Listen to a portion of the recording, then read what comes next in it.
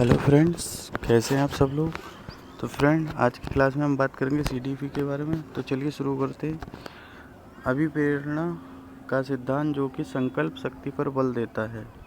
तो ये option number C यानी कि ऐच्छिक सिद्धांत पर कार्य करता है। अभिप्रेरणा से संबंधित व्यवहार के लक्षण हैं। तो ये हैं ऑप्शन नंबर सी यानी कि उत्सुकता। चलते हैं नेक्स्ट प्रश्न पे। मोटिवेशन शब्द की उत्पत्ति किस धातु से हुई। ये लैटिन भाषा है। तो ये है हमारा ऑप्शन नंबर डी यानी कि मोटम धातु से। वह कारक जो व्यक्ति का कार्य करने के लिए उत्साह बढ़ाता है या घटाता है कहलाता है। तो ऑप्शन नंबर सी यानी कि अभिप्रेरणा कहलाता है। बालक किसी कार्य को अपनी इच्छा से करता है वह है।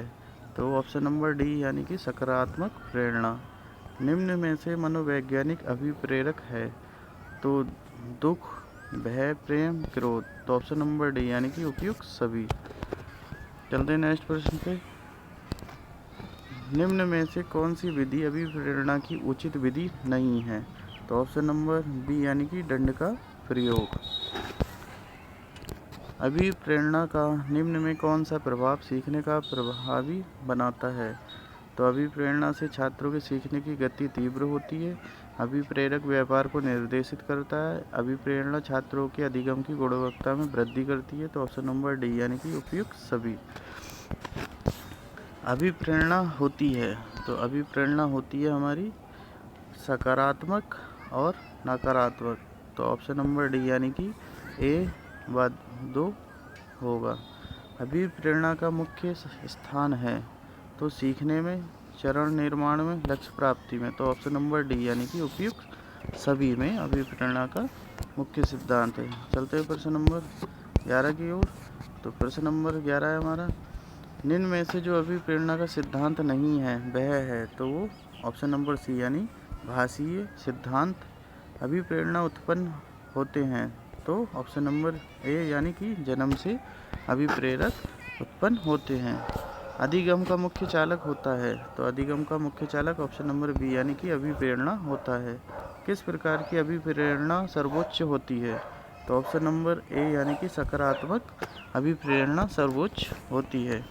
निम्न में से कौन सी अभिप्रेरणा की विधि नहीं है। तो ऑप्शन नंबर डी यानी कि उपरोक्त में से कोई नहीं। अगला प्रश्न, अभिप्रेरणा के संज्ञानवादी व्यवहार सिद्धांत का प्रतिपादन किसने किया। तो ऑप्शन नंबर ए यानी लेविन, न्यूकॉम और वर्दीमर ने। चलते हैं नेक्स्ट प्रश्न की ओर। अभिप्रेरणा के स्रोत हैं। तो अभिप्रेरणा के स्रोत हैं हमारे चालक, उद्दीपक, प्रोत्साहन। तो ऑप्शन नंबर डी यानी कि उपयुक्त सभी। निम्न में से जो बालक को प्रेरित नहीं करता है वह है। तो वह है ऑप्शन नंबर सी यानी अरुचि, यानी कि जिसमें कोई रुचि नहीं है। ऑप्शन नंबर अगला प्रश्न, अर्जित प्रेरक के अंतर्गत आते हैं। तो जीवन लक्ष्य, मनोवृत्ति, मंद व्यसन, आदत की विशिष्टता। तो ऑप्शन नंबर डी यानी कि उपयुक्त सभी। भूख व प्यास अभिप्रेरणा के संदर्भ में है। तो ऑप्शन नंबर बी यानी कि चालक। एक पशु अपने बच्चों को मारकर खा जाता है कि यह किस प्रकार अभिप्रेरक है। तो ये जन्म अधिकार प्रेरक है, यानी कि ऑप्शन नंबर बी। चलते हैं प्रश्न नंबर 22 पे। प्रश्न नंबर 22 है हमारा, अधिगम का सर्वोच्च रोजमार्ग अभिप्रेरक यह है। तो ये स्कैनर ने कहा था। कार्य करने की प्रवृत्ति जागृत करने की अभिप्रेरणा है, ये कहा। तो ये कहा था एटकिंसन ने। चलते हैं नेक्स्ट प्रश्न पे। बालकों में पाठ के प्रति रुचि उत्पन्न करने के लिए क्या करना चाहिए। तो ऑप्शन नंबर सी यानी पाठ को बालक के व्यवहार जीवन से समृद्ध करके पढ़ाना चाहिए। प्रश्न नंबर 25, निम्न में से सीखने के लिए सर्वाधिक महत्वपूर्ण है। तो ऑप्शन नंबर बी यानी कि अभिप्रेरणा। जो बालक जीवन में अत्यधिक सफलता की इच्छा रखते हैं उनमें कौन सी अभिप्रेरणा पाई जाती है। तो ऑप्शन नंबर सी यानी उपलब्धि प्रेरणा उनमें पाई जाती है। चलते हैं प्रश्न नंबर 27 पे। तो प्रश्न नंबर 27 है, उपलब्धि अभिप्रेरणा का सिद्धांत दिया। तो ये दिया था हमारा डेविसन मैकलैंड ने। अगला प्रश्न, व्यक्तित्व व्यक्ति की संपूर्ण गुणात्मकता है, यह परिभाषा प्रस्तुत की। तो ऑप्शन नंबर ए यानी वुडवर्थ ने। अगला प्रश्न, सामुदायिकता है। तो ऑप्शन नंबर ए यानी कि अर्जित सामाजिक अभिप्रेरक। अगला प्रश्न, किस मनोवैज्ञानिक के अनुसार अभिप्रेरक दो प्रकार जन्मजात तथा अर्जित होते हैं।